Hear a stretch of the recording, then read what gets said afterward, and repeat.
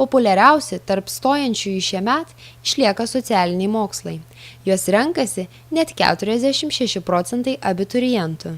Vytauto Didžiojo universiteto studijų prorektorius Kęstutis Šidlauskas mano, jog kalbos apie šios srities specialistų perteklių yra iš piršto laužtos. Jis pateikia informacinių technologijų specialistų pavyzdį.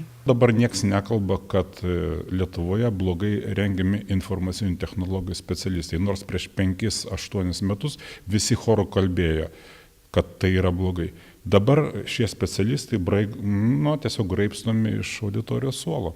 Atsitiks tokie pokyčiai darbo rinkoje, kils ekonomika, atsiras daugiau gamybos ir staiga mes visi nustosim kalbėti, kad neturi vadybininkai darbo, neturi darbo teisininkai, neturi darbo kiti specialistai, kurie dabar laikomi potencialiais bedarbiais.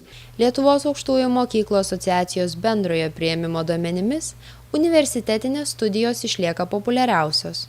Pagal preliminarų pageidavimų skaičių, pastaruosiuose nori studijuoti 30 000 abiturientų, o kolegijas renkasi beveik 18 000 moksleivių. Sakyti, kad per daug aukštą išsilavinimą turinčių žmonių visuomenėje, tai yra didelė klaida, tai reiškia nematymas šiuolaikinių tendencijų.